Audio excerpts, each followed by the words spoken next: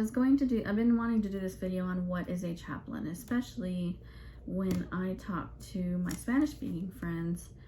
There wasn't really a word for chaplain in Spanish that made any sense. We finally found one. It's called capellano, and that's a chaplain, but it's not a very common thing there. They just don't have them. Like the hospitals don't have chaplains. I think they do. There's like one or two, because my friend Edgar is a chaplain for the government somehow, and he goes to the hospitals and visits, but it's not like a common thing here. Like a hospital will hire like 4 chaplains, or 3 or 4 chaplains here. It's more common, but even when I talk about it here to people, a lot of times they don't know what that means or what chaplains do. So, what is a chaplain? A chaplain is a certified clergy member who provides spiritual care for individuals in a non-religious organization rather than a church congregation. Chaplains can work in government roles and serve members of the military in different locations. They can serve patients in healthcare or hospice facilities. So I am what is known as I am what they call an institutional chaplain. So I have been in hospitals and hospices. Even though hospices are not institutions, people don't understand what hospice is, but I'm an institutional chaplain. So there's military chaplains. When I first started out, I had this Air Force chaplain who was kind of higher up trying to get me to go in the Air Force for years and years, and I didn't think that I could move around and travel and all that at the time, because I was like having kids and stuff, so it just wasn't gonna work, and I just didn't understand what it all meant. So I didn't go into the Air Force, but there are Air Force chaplains, Army chaplains, there's even police department chaplains. And that's a really hard job, because whenever there's accidents, like on the highway and stuff, then those chaplains go, and that's really rough. It takes a certain person to do that. So I had just felt that, first of all, I was raised as a missionary kid, pastor's kid, so I always saw my parents doing this sort of thing, doing this sort of ministry. So I kind of grew up seeing this, just like helping others, being there for other people, ministering, being there when there's a problem, a need, whatever. And so that's kind of how that was born in me. I didn't really have a name for it when I went to college. I went to a Bible college because, I don't know, that's just where my parents went, and that's where I went, but I didn't really know what I wanted to do until a little bit later on. I kind of heard about this thing called being a chaplain, but I wanted to be with people in the hospital. I just had that urge. I just wanted to be at someone's bedside. That was just something that I felt in me that was the gift that I had. And so I found hospital chaplaincy. So, but when I first started, when I first graduated CPE, which CPE is clinical pastoral education.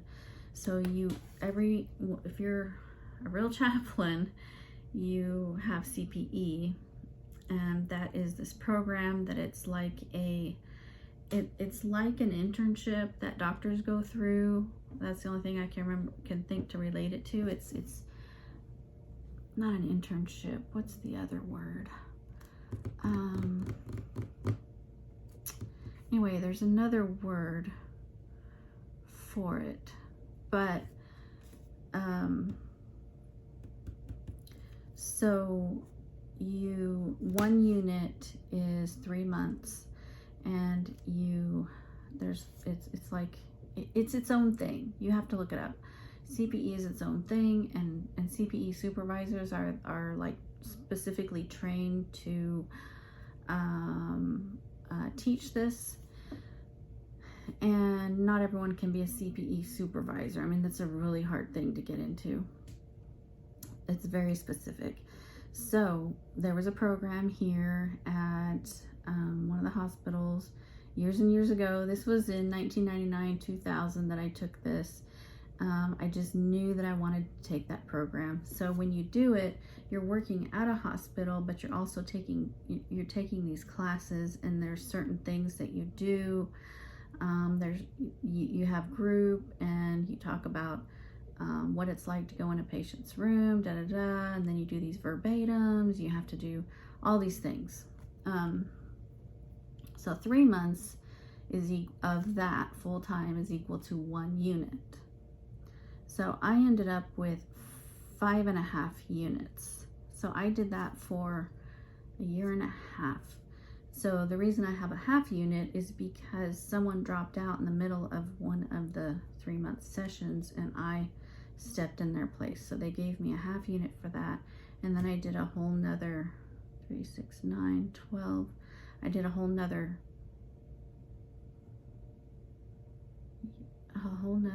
year plus, a whole nother 15 months or something like that. So I think I did total of like almost 18 months. So most people, so if you go to seminary, you have to have 1 unit of CPE. They make you take 1 unit of CPE. So any pastors out there, I don't know if priests or whatever, if you go to seminary, you have to have a unit of CPE. So, but if you want to be a chaplain, you need at least 4 units of CPE. So when if you want to get hired somewhere, they're going to require at least that many units of CPE. So if you don't have it, you're going to have to go somewhere and find a program, and it's like these days it's a harder thing. And we used to have 24-hour on call, so there would be an on-call room. We would have to go there and sleep there 1 night a week, and we'd be on call for 24 hours. And we back in the day were actually on call for 3 hospitals at a time, and one of them was a children's hospital. And there were times when I had a death at 2 different hospitals in the middle of the night. It was a lot. But that's your training. So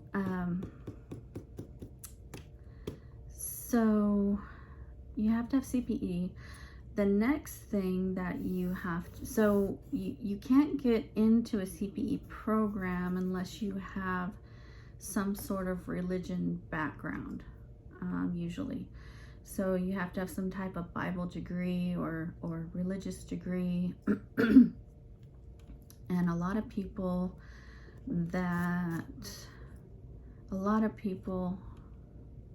what am I trying to say? A lot of people will have like Masters of Divinities, which I had started that. I wanted to have an MDiv, but I switched. I was in the middle of doing Master of Divinity when I switched to International Studies, because I wasn't sure if I was going to stay in chaplaincy, and I was going to go into the humanitarian field and work for like the Red Cross or World Vision or one of those, because I love humanitarian stuff. But I ended up staying in chaplaincy, so I wish I would have done the MDiv, because now in the last 10 years they have started requiring chaplains to be board certified. It's like, oh, what are we, surgeons now? I mean, surgeons are board certified, but now there's this board thing that you if you want to get, a lot of hospitals are requiring this now. So if you're not even in the process of board certification, you won't even get an interview. If you're in the process, you might get an interview, but you might not get the job. So you need to be board certified. So that's like my next step of what I want to do.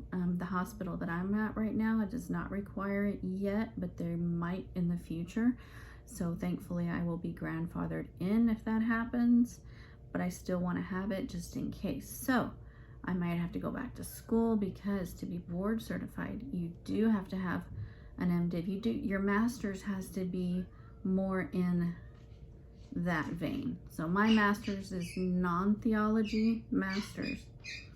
So I don't know if they're going to take into consideration that my bachelor's is religion, because most people who have a theology master's do not have a theology undergrad. So I don't know. A good friend of mine right now is going through the whole process. So I'm gonna have to get tips from her on what to do. So then you have to write all these papers, and you know, you have to have all these classes and blah, blah, blah. And then you have to go before a board, and I don't know what you have to do. But, so like if you want to get on at the VA, which is a really, really good chaplain job, you have to be board certified, because that actually came up recently and I read all about it. So what is a chaplain? Someone that has CPE, who is a minister type. A lot of chaplains used to be like retired ministers. It was always retired ministers, you know, someone that had been in a church for 20 years, they retired, now they're a chaplain. So you always would expect, if you were in the hospital, you would always expect an elderly white male to come see you. That's the chaplain. Well, when I started, oh, what are you doing, baby? What's the matter? You want to get in here? Oh gosh, here we go with the cats. Come on, come here. Can you get in here? Oh my goodness. Look at this baby. Look at this baby. He's purring. This is our new cat. Well, we've had him for like 2 years now. This is Topaz. Oh, he's purring. He's a good boy.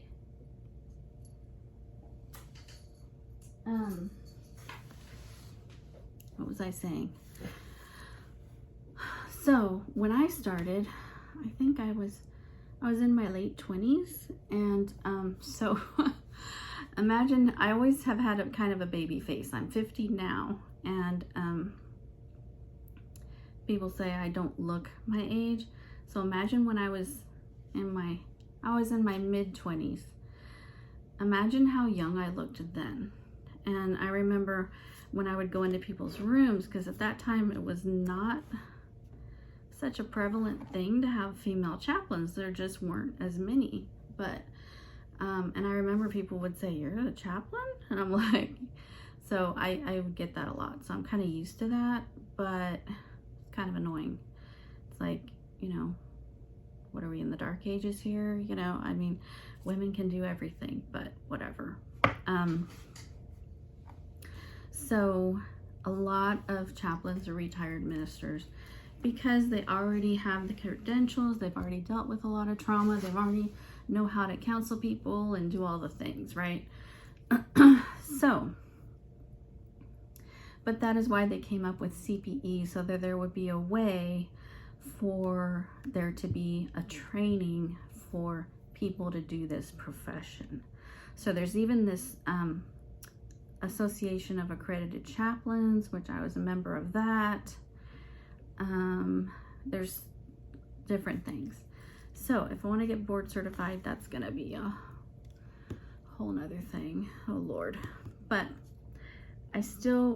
I personally, instead of getting another master's, I would rather get a doctorate, because I don't know, that just seems more like the next step for me. I don't want to have like 2 and 3 masters. I'd rather just have a doctorate, but I don't know.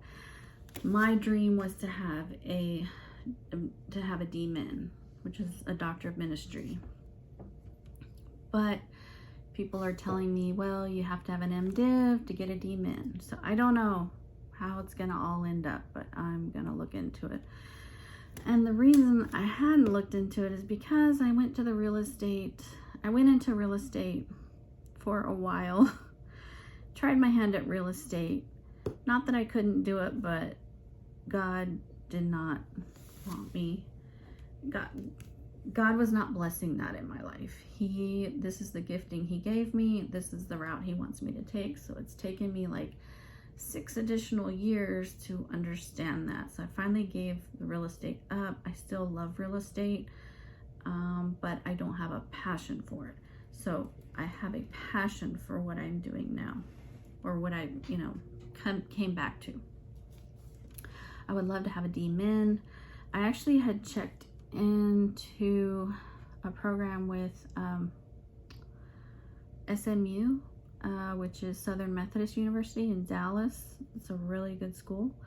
I had checked into some doctorate with them, but this was like 3 years ago, and they had emailed me, and I kept blowing it off because I knew I didn't have, I knew I couldn't be traveling to Dallas at the time and all that, so nothing ever came of that. But it's been in my heart to do this. So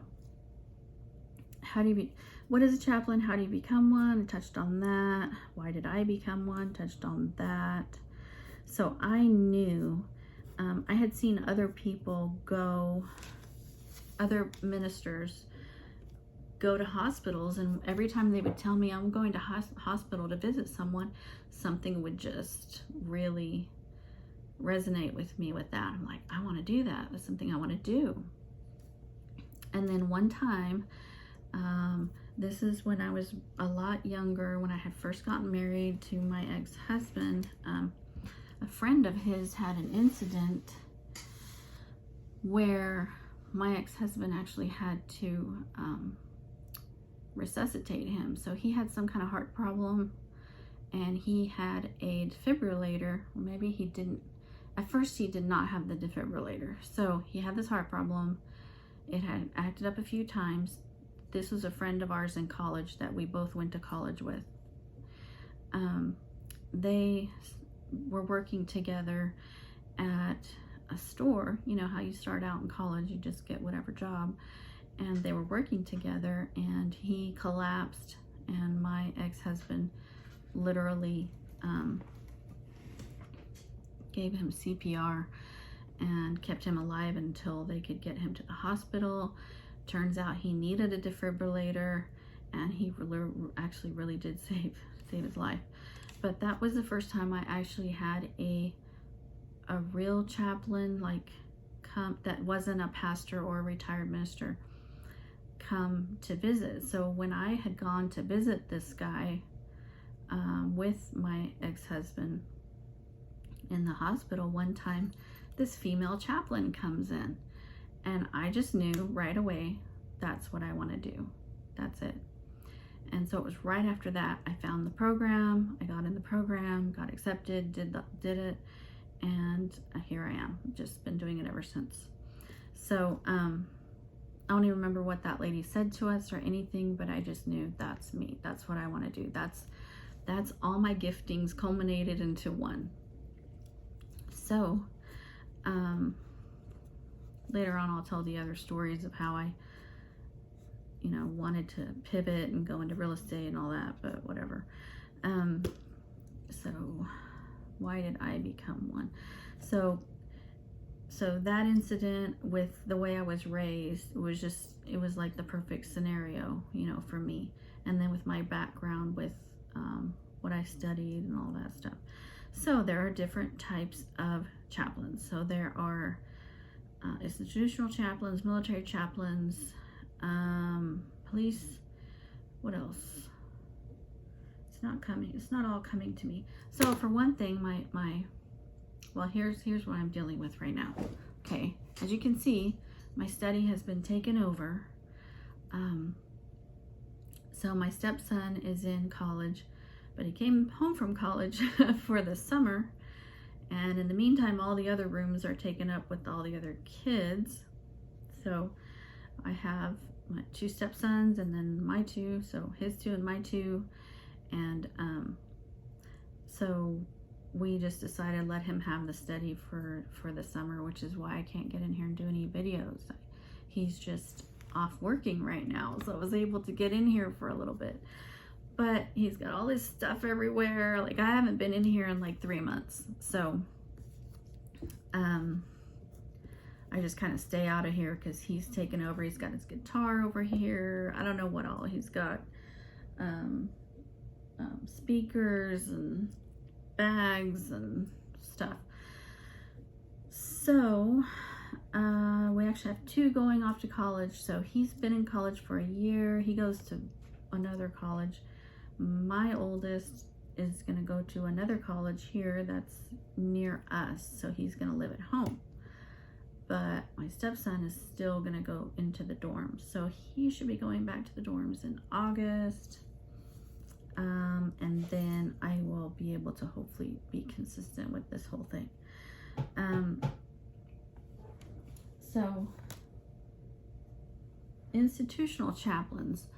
So there's hospital and hospice. I've done both. So when I first graduated from CPE, I went straight into hospice.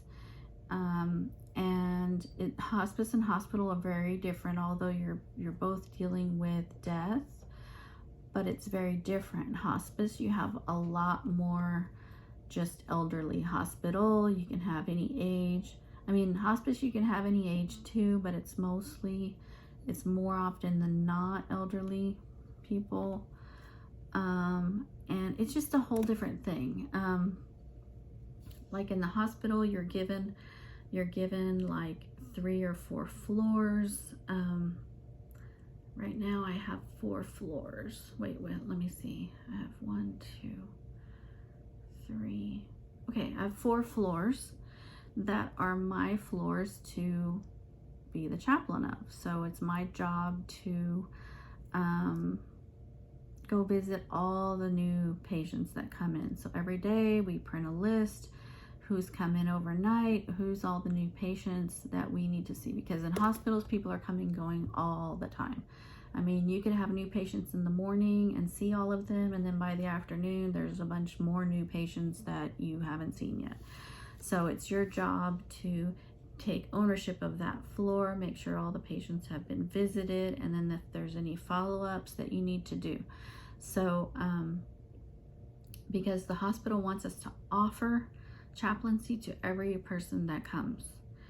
That doesn't mean they choose it. So if you go into a room and that person's like, oh, okay, thank you for coming, then that's all you do. You don't have to, you're not gonna force anything.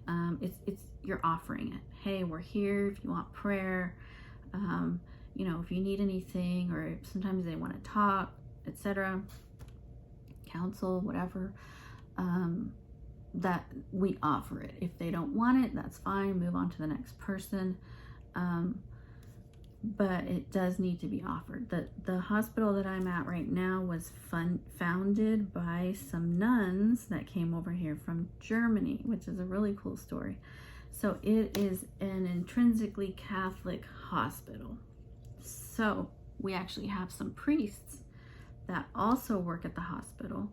So if someone is Catholic and that's their religious preference, so that comes out on our list. It shows us what their religious preference is, certain things that we know about them. If they're Catholic, we don't go visit them. We send the priest to go visit them. So the priest prints his own list, all the Catholic patients. Well, a lot of times their religious preference doesn't come out, or somehow it doesn't get input in there, and lo and behold, we go visit someone and they're Catholic. So I mean, it happens.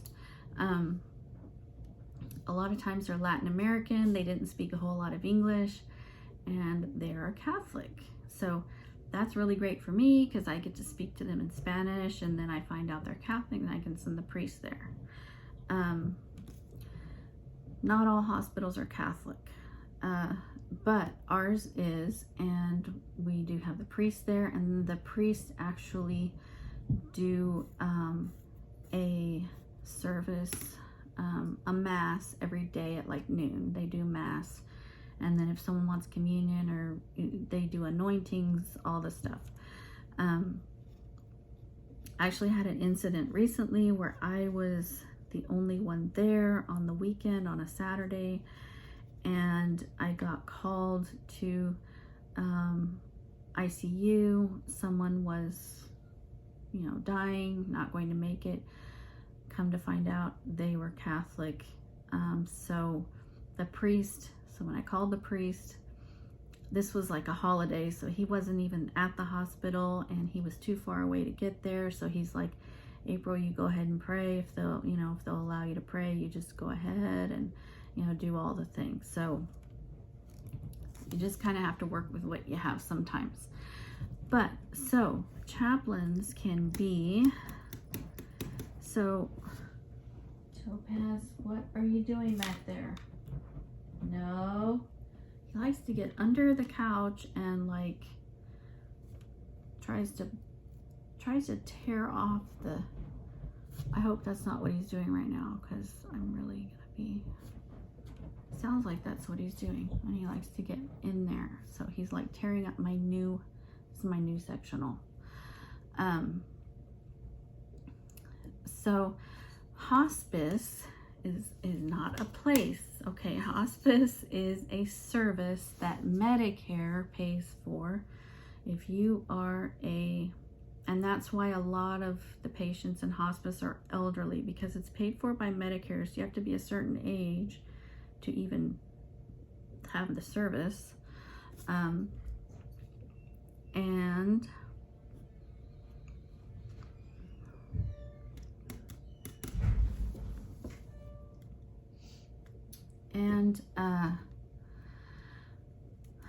Hospice, you go to where the patient is.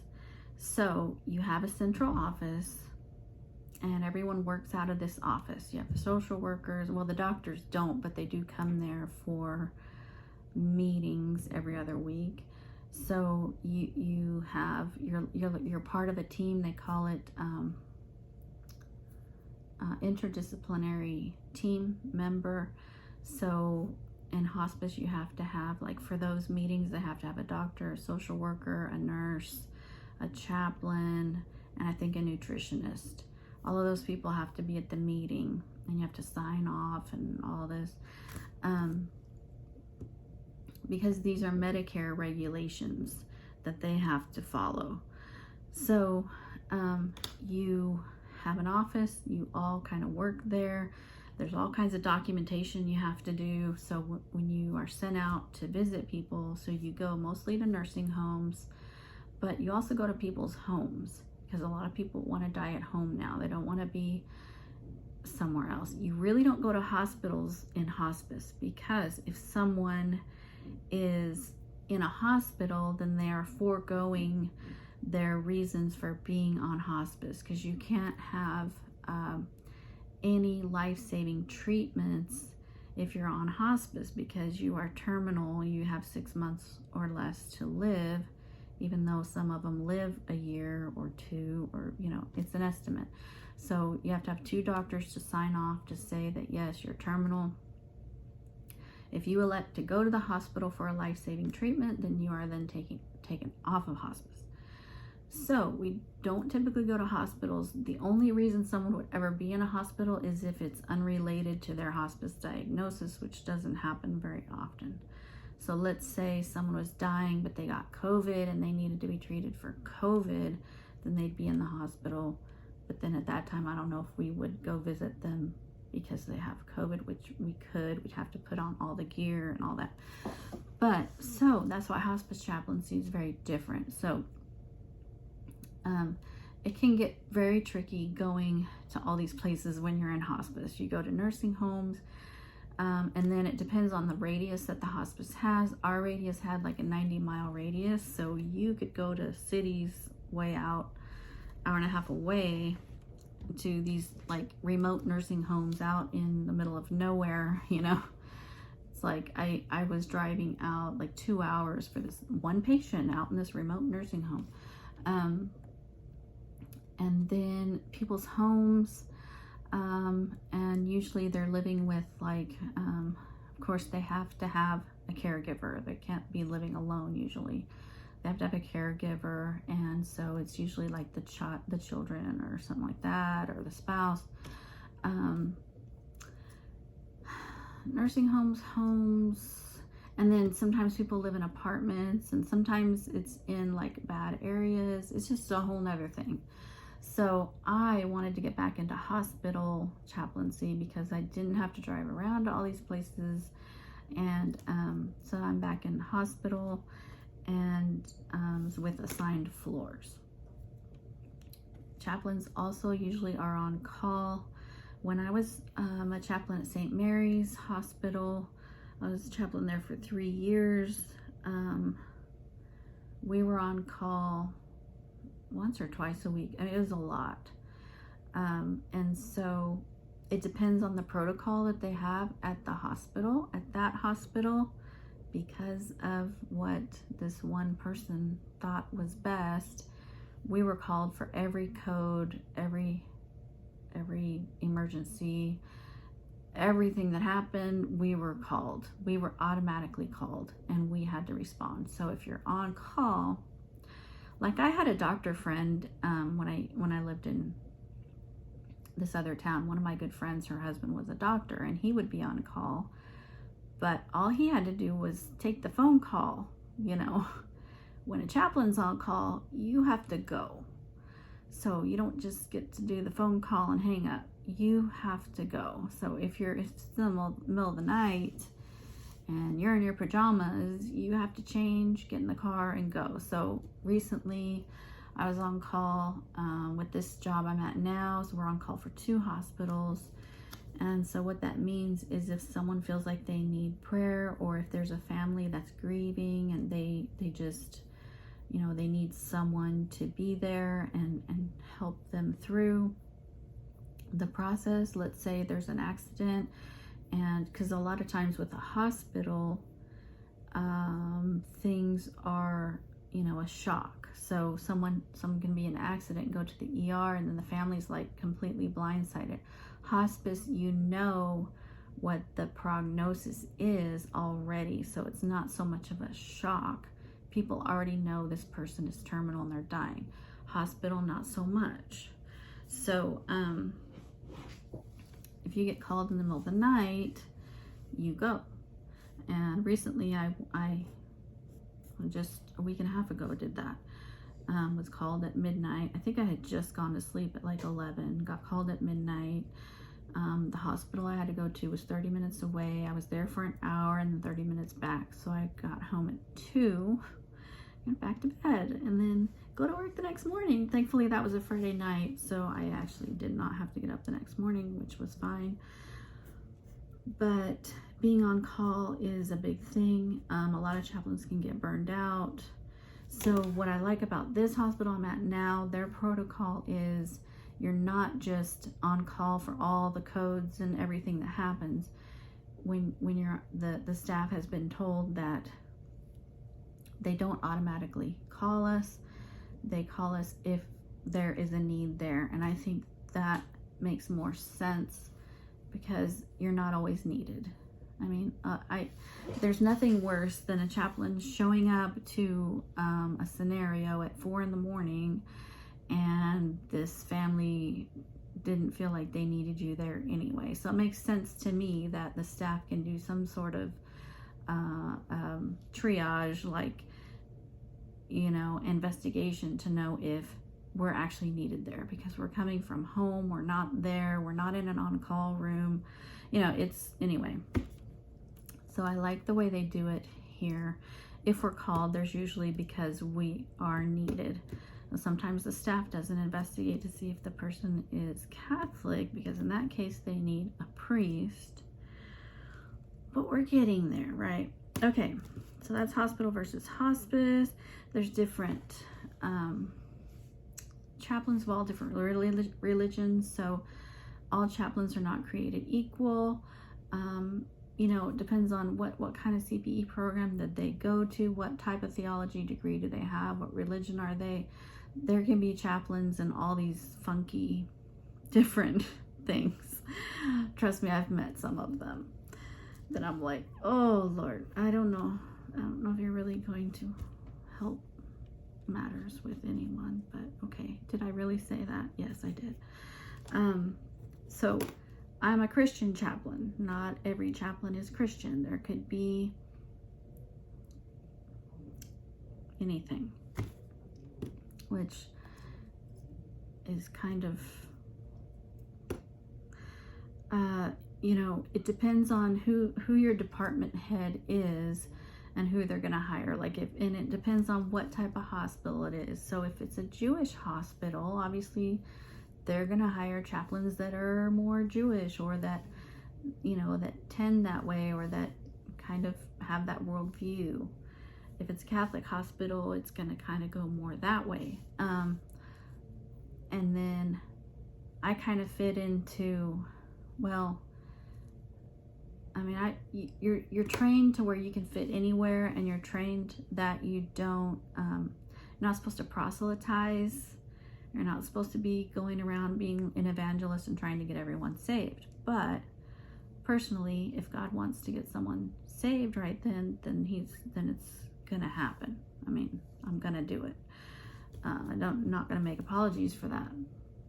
But my goal is not to go and, let's say I have a Islamic patient, I'm not supposed to go in there like preaching at them and all of that kind of stuff. So that's why you take CPE. You're supposed to be ecumenical. You're supposed to just accept, you know, where the patient is at. So that's kind of my style. There's chaplains that have all different kind of styles too. So my style is more, I'm always going to go with what the patient, I'm going to let the patient take the lead. So if the patient wants to talk more, if they feel like they want to divulge something, I will go there with them. If they want me to counsel them, I will do that. If they want my opinion, you know, whatever it is they want. If they don't want to talk, then we're not going to talk, you know. If they don't want prayer, we're not going to pray. So my approach is very much all about the patient. Where's the patient at? What do they need at the moment? So here's my take on chaplaincy, okay? This is going to sound really cheesy, but you kind of have to be a people whisperer. So I'm a charismatic chaplain. So to me, everything is spiritual, right? So I'm going to use all of my giftings all at once when I'm dealing with a patient, and especially one that is in distress. So it's my job to be a people whisperer and to figure out where they're at, spiritually, emotionally, physically. We all know, we can know where they're at very easily. What are they in here for? They just had surgery. Okay, easy, right?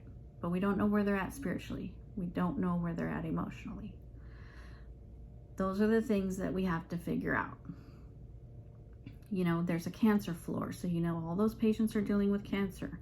We don't know which ones are terminal. You know, there's a lot of things that you need to really be investigating. So I like to know a lot more about my patients. Like when I was in hospice, I would go read their charts. Usually before I would go see them, I want to see their face sheets, which tells me a lot of stuff with the doctor's notes, and I would read a lot because I want to know, you know, I want to be personable with that person. I don't want to just be like, oh, you're just a number. Oh, you're another patient. Now, I want to know something personal about them.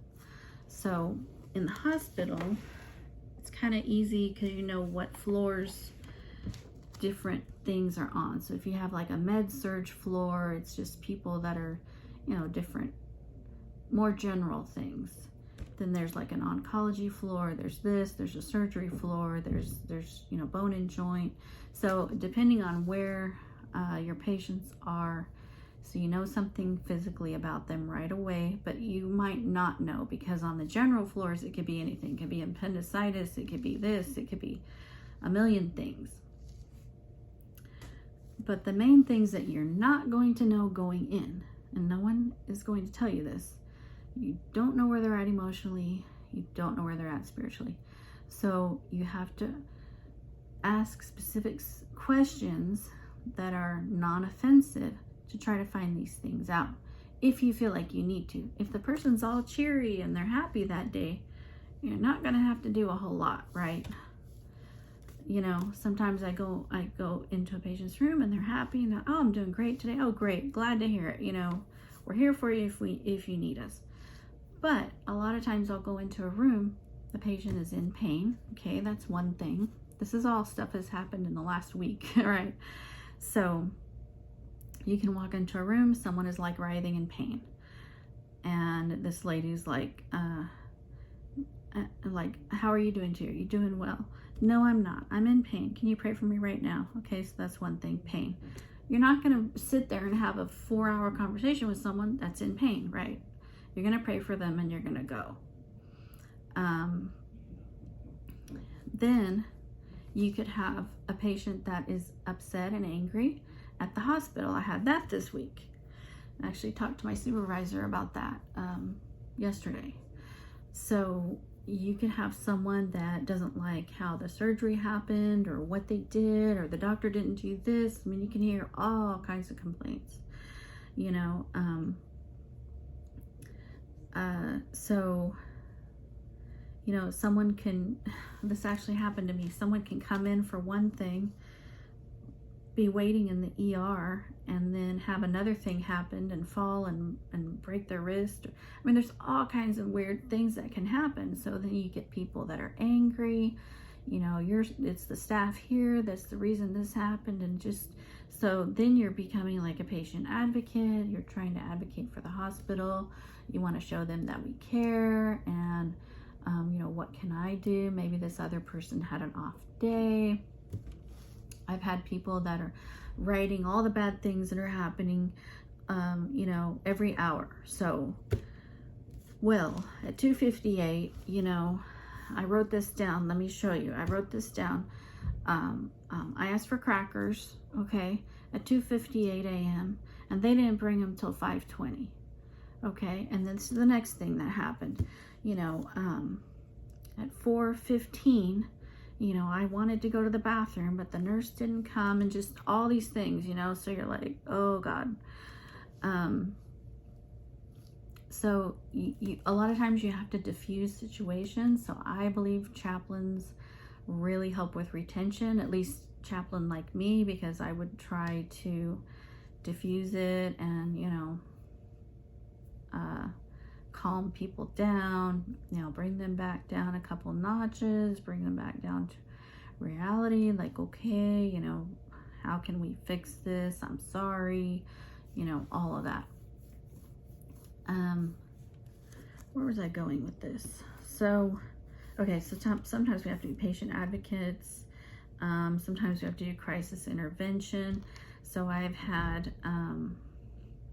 people with, let's say their family member was in an accident and this is a shock to them, so they're like in shock, and then they just become very irate, angry, or they're mad at God, you know, God, why did this happen? And so sometimes crisis intervention, but that all depends on like family members and things like that. So just imagine going to a scenario where someone was in a car accident and you're called to that situation. You don't know the family, you don't know anything about them, you don't know if these are going to be sweet people, if they're going to be angry people, if they're going to be, you know, what. So you get there and the person is mad, and they're mad at God. Why did this happen? You know, so you have to come up with an answer. So crisis intervention. My style is also very much ministry of presence. So I don't believe that we always have to talk and say something to the person, especially when there's a traumatic situation. The last thing you want to do is give someone some dumb platitude, you know, or some, you know, cliche. You don't want to do that. So sometimes there's not much you can say. I don't know why your grandmother, you know, fell and hit her head and died. I mean, that happened to Ivana Trump just a few days ago. It happens. People fall, especially elderly. So, and I don't know why, like when I was at Children's Hospital, that's, a lot of chaplains don't want to deal with children at all because it's too heart-wrenching for them to see a child or a baby have an illness and die. I can pretty well deal with it. I'm okay with that. I understand that because I believe that God puts us on the earth for a specific time, and sometimes it's 2 years. You know, Sometimes it's 5 years. Or, we don't know why, illnesses strike all different ages. It's not just the elderly. And so I could do chaplaincy for children, but I remember in training all those years ago being called to a couple different babies' deaths. It's a little rough. It can be rough, but I believe in the ministry of presence. So sometimes there's not something you can say. There's nothing you can say that's going to make that person feel better. Their child just died. There's really nothing you can say. You say, I'm sorry, and you pray. And sometimes people want you to be like Mary Poppins and pull all these tricks out of your hat. It's like, there's no tricks in the hat. It is what it is. But I am here as a representation of God. I'm here as yes, a representation of God, that He cares. And that's why I'm here. And that there's hope, and that you're, if they wanted to open up to me and talk about it, obviously your child is with God, because children, they're innocent. They're not at an age of accountability. They're all going to heaven. I mean, yes, but even that sometimes doesn't make anyone feel better. They want that child with them here and now. They don't care that they're in heaven. They're gone from them, so sometimes just the ministry of presence is all you can do. So diffusing situations, retention, some patients want to talk. So sometimes you'll get a talker. There's days when everybody wants to talk for hours, and some want to talk about trivial things. Some just want company. Some want to accost you with theological questions. So like just about a week ago, I walk in, I introduce myself. I'm a chaplain. You're a chaplain? Okay, what do you think that we are, and they just launch right into this theological thing. Do you think that we're all going to be raptured out, in the tribulation? So I'm like, my mind is on whatever other things, and all of a sudden this theological question, right? And I'm supposed to know the answer. So I'm like, well, there's pre-trib, mid-trib, post-trib. I don't know. Which one are you? Oh, they want to know what I am. So then we get in this discussion. I think I was there for about 45 minutes talking about, and I didn't even have to say a whole lot. This other guy was just telling me all the things.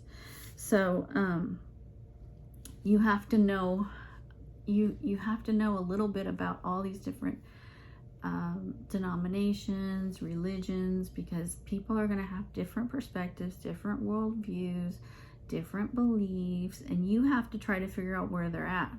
So you have to immediately try to figure out, okay, this person is Baptist, this person is Mennonite, this is kind of how they're going to think, this is what they're going to believe, sort of, this person is charismatic, so they're going to believe this person is Jewish, and so it's a lot. Some want to talk, some want prayer immediately, some don't want prayer, some don't even want you to say hi to them. It's like, oh yeah, I'm doing fine, thanks for visiting me, and that's about it. And then some want to accost you with theological questions. Okay, so how do you become, I believe, different types, hospital. So, alright, so there's different types of chaplains, there's different religions. Chaplains can be different religions, to have different styles, and different ministry, different ways of doing ministry, and then different giftings and talents. So like they put me with the teen girls. There's a group that I do. Well, they have actually given me 3 groups to do. I haven't done the other 2 yet, but one of them is a teen girls group.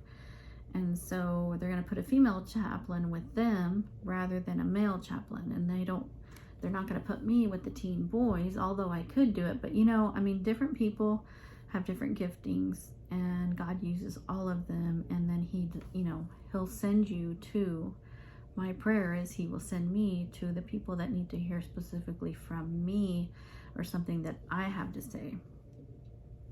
And that's, you know, another thing.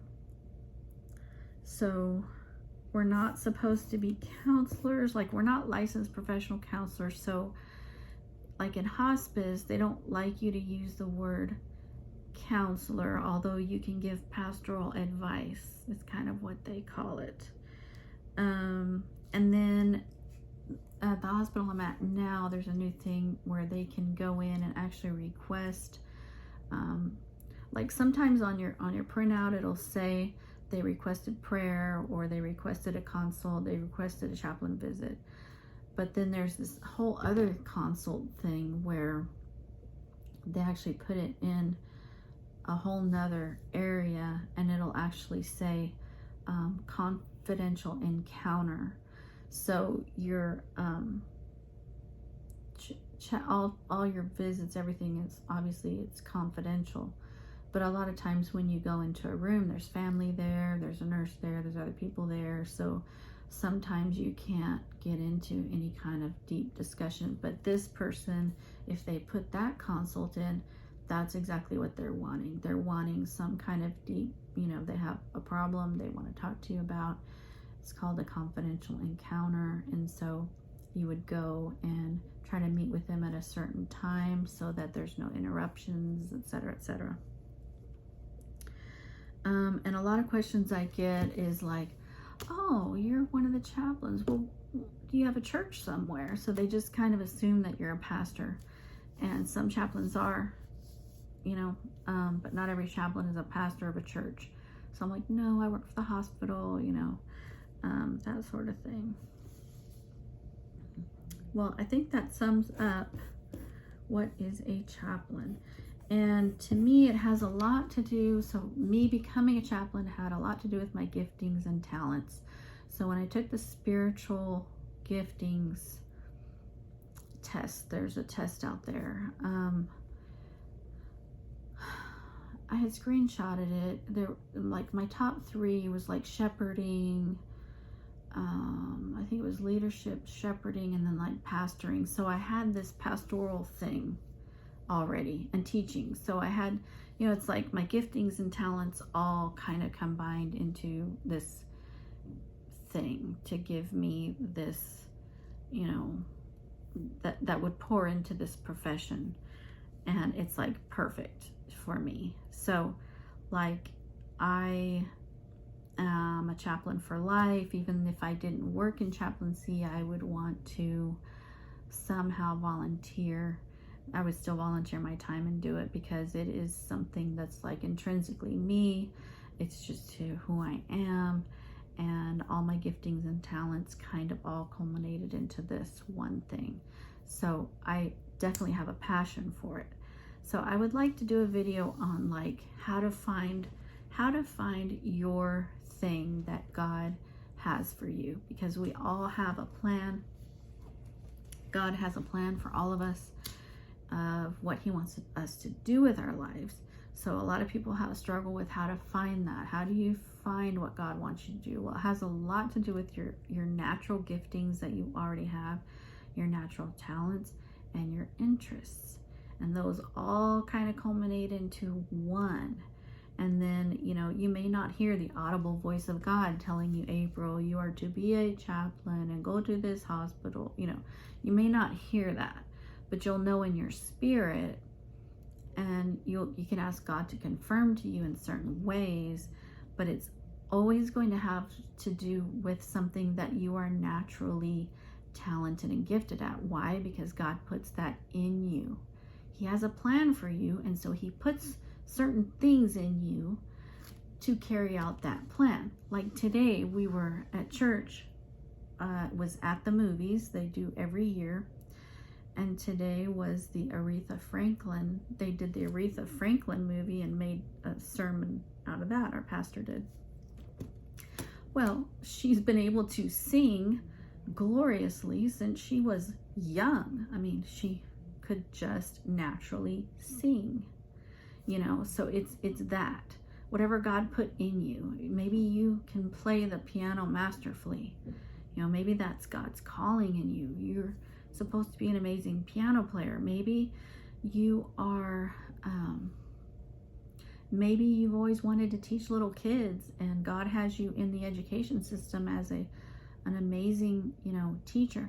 And it doesn't always have to do with money, because trust me, no one gets into chaplaincy to make money. It's, you know, there's like only so far as you can go as a chaplain. And that's partly why I wanted to go into real estate, because I'm like, I'm just done with this, you know. I'm gonna make money and and still do ministry, and that's fine. God will allow you to step over here and try something and whatever, but he may not bless it and make it be the thing that you're passionate about. So it's not always about money, because you could be in a profession where you're making a lot of money, but you don't feel the passion for, and maybe you're afraid to get out of that profession and to go do the thing that you're passionate for, because you don't want to give all that up.